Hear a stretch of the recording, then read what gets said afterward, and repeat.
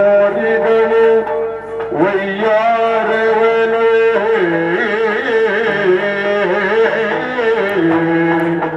ಇದಂತ ವಿಚಿತ್ರದ ಘಟನೆ 4-6 ದಿನಗಳಿಂದ ನನ್ನ ಜ್ಞಾನ ದೃಷ್ಟಿಯಿಂದ ತಿಳುಕೊಂಡಿದ್ದೇನೆ. ನಾನು ಮಾರಿಯಪ್ಪಳು ಅರಣ್ಯ ಪ್ರದೇಶದಲ್ಲಿ ನನ್ನ ಸೇವೆಯಲ್ಲಿ ಮುಂದಾಗ್ತಾ ಇದ್ದಾಳೆ.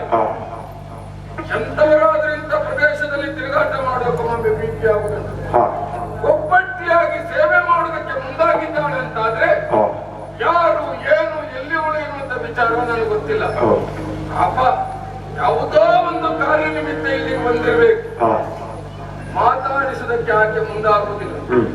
ಮಾತಾಡಿಸದೇ ಇದ್ರೆ ಯಾಕೆ ಬಂದಿದ್ದಾಳೆ ಎನ್ನುವಂತ ವಿಚಾರ ನನಗೆ ಗೊತ್ತಾಗುವುದಿಲ್ಲ. ನಾನೇ ಕರೆದು ಮಾತಾಡಿಸಿದ್ರೆ ಹೇಗೆ?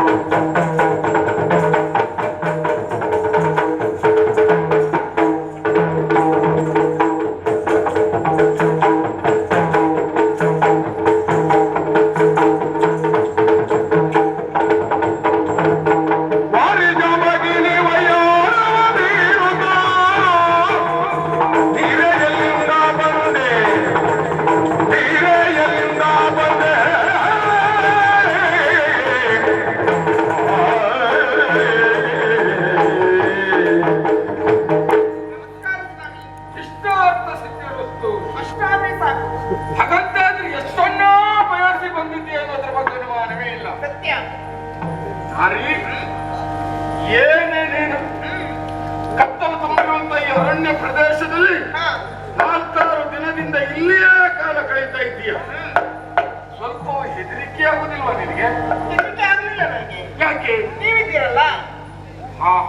ಯಾವ ವ್ಯಕ್ತಿಯೇ ಆಗಲಿ ಒಂದು ಗುರಿಯನ್ನು ಇರಿಸಿಕೊಂಡು ಹೊರಟ ಮೇಲೆ ಆ ಗುರಿ ಮುಟ್ಟುವಲ್ಲಿಯವರೆಗೆ ಯಾವ ಭಯವೂ ಆಗುವುದಿಲ್ಲ. ಹಾಗಂತಾದ್ರೆ ಯಾವುದೋ ಗುರಿಯನ್ನ ಇರಿಸಿಕೊಂಡು ಇಲ್ಲಿಗೆ ಬಂದಿದ್ದೀಯ ಎನ್ನುವುದ್ರ ಬಗ್ಗೆ ಸಂದೇಹ ಇಲ್ಲ. ಹೌದು.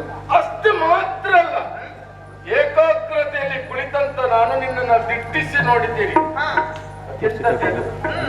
ಕಾಲಿನಿಂದ ನೆಲವನ್ನ ಹೀಗೆ ಕಿತ್ತಾ ಇದ್ದೀಯ, ಕೈ ಬೆರಳಿಗೆ ಸೀರೆಯನ್ನು ಹೀಗೆ ಸುತ್ತಿ ಕೊಡ್ತಾ ಇದ್ದೀಯ, ನಾಲಿಗೆಯಿಂದ ತುಟಿಯನ್ನು ಸವರಿಕೊಳ್ತಾ ಇದ್ದೀಯ, ಕಣ್ಣು ಮುಚ್ಚಿ ಮುಚ್ಚಿ ತೆರೀತಾ ಇದ್ದೀಯ. ಇದೆಲ್ಲ ಏನು ಎನ್ನುವುದಾದ್ರೂ ಗೊತ್ತುಂಟ ನಿನಗೆ? ಇದೆಲ್ಲ ಶೃಂಗಾರ ಚೇಷ್ಟೆ ಅಂತ. ಹೌದಾ? ಆ ಚೇಷ್ಟೆಗೆಲ್ಲ ಇಲ್ಲಿ ಬೆಲೆ ಬಂದಿದ್ದೆ. ಪ್ರಯತ್ನ ಮಾಡಿದೆ, ಫಲ ಕೊಡುವ ಇನ್ನೊಬ್ಬ. ನಿನ್ನನ್ನ ಕಂಡಾಗ ಮಾತಾಡಿಸಬೇಕೆನ್ನುವಂತ ಉದ್ದೇಶದಿಂದ ನಿನ್ನ ಸನಿಯ ಬಂದೆ. ನೋಡುವುದಕ್ಕೆ ಅತಿರೂಪವತಿಯಾಗಿದ್ದೀಯ, ಭಾರಿ ಜಾಂಬಕಿ. ಹೀಗೆ ನಿನ್ನನ್ನು ಕರಿತಾ ಇದ್ದೇನೆ. ಕಾರಣ ನಿನ್ನ ಹೆಸರೇನು ಎನ್ನುವುದು ನನಗೆ ಗೊತ್ತಿಲ್ಲ. ಆದ್ರಿಂದಲೇ ಹಾಗಂತಾದ್ರೆ ಕರೆಯುವುದಕ್ಕೆ ನಿನ್ನ ಹೆಸರೇನು? ಜನ್ಮ ಕೊಟ್ಟಂತಹ ತಂದೆ ತಾಯಿಗಳ ನೀನು ಜನಿಸಿದಂತಹ ಊರು ಯಾವುದು? ನಿನ್ನೂರನ್ನ ಬಿಟ್ಟು ಅರಣ್ಯ ಪ್ರದೇಶದಲ್ಲಿ ತಿರುಗಾಟ ಮಾಡ್ತೀಯ ಅಂತಾದ್ರೆ ಇದಕ್ಕೆ ಉದ್ದೇಶ ಏನು?